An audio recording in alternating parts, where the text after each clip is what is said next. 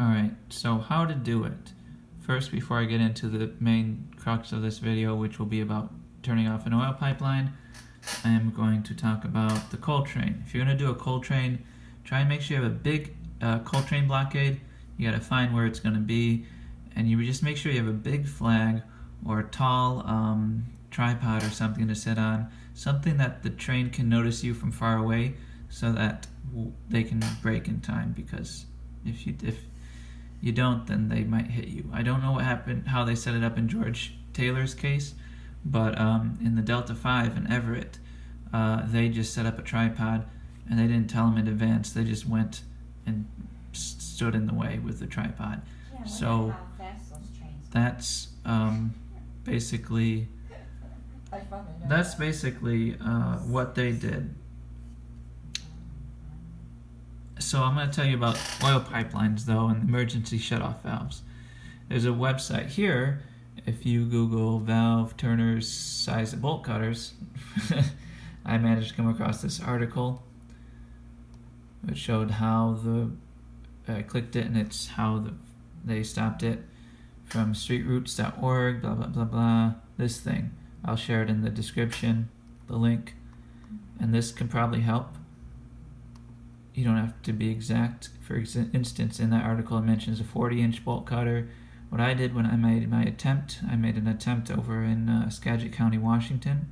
What I did was I got a 36-inch bolt cutter, and I'm pretty sure I got it from Home Depot probably Home Depot. It doesn't need to be fancy. I got a cheaper one. I think mine was $50 when I got it. So it doesn't need to be this or that or that. This should be fine.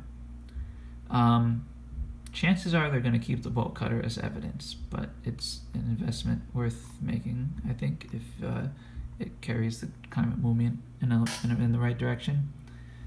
So anyway, what you're going to do is, first off, part of the research, after you find this, it's kind of in between. Before you actually go do it, you want to drive by, walk by, however you get there, to see what these places are, where you're going to want to hit. Like here there's a spot, here there's a spot. You want to figure out where you're going to go. There's probably going to be a sign on the outside telling you where you can call in case of emergency or whatever, security. You're going to want to call them 15 minutes in advance to ask them to remotely shut it down. It gives you a little bit extra security, saying that you were doing everything possible to shut this down as safely as possible. And then after the 15 minutes, you're going to go up. There's usually a lock or something that you can cut through with the bolt cutter. Where are you? Bolt cutter. And that's the purpose of that. And where are we? There we are. Then once you get in, there might be a chain around the valve itself. You'd cut that with a bolt cutter, and then you turn the valve. Let's see here. And if it's still pumping through oil, it'll be hard to do. You have to put energy into it. And if they did shut it off remotely, which they did do in Emily and Annette's case, and his case, they were still pumping through, so he had trouble, but he got it. But if they turn it off remotely, then it'll be easier to turn, or you might not even need to turn it. What they did was they stuck flowers in after they were done turning. And so after these remotely shut down, they just stuck flowers in the valve. And that's a nice little touch. Let me see what it tells here. 40, I think, is the one. There we go. Here it is. So this is Leonard Higgins. And it.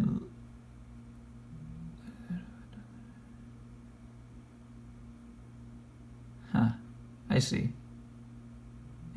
And Leonard did something interesting. This guy. I guess he started turning it, and then he found that there was a dial. I see. So we needed to change it to local. And then, okay. So it might vary from place to place. But it's basically, that's the gist of it. You go there, you call ahead, you go there, you turn, until it's done turning, and where is this here? The oil flow meter is down till it's no longer pumping oil anymore.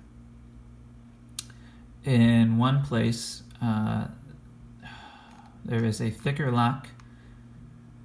There's one place that I'm aware of, so I wouldn't recommend going there than it used to have. But if you did want that, you'd have to get like a diamond cut circular saw blade. That's like $500. Might be worth it, but again, there's other places you can hit. There's another place in North Dakota. I might share that one with you. That one, I think you need a pipe wrench or something now, because they got rid of the wheel, the valve itself. So you'd have to stick the pipe wrench in and go, and that's you do what you got to do if you're gonna go for the North Dakota spot. Anyway, that's how to do it. I already described the what you want to do depends on the circumstances on the ground. I described the natural gas, what they did, the mass graves.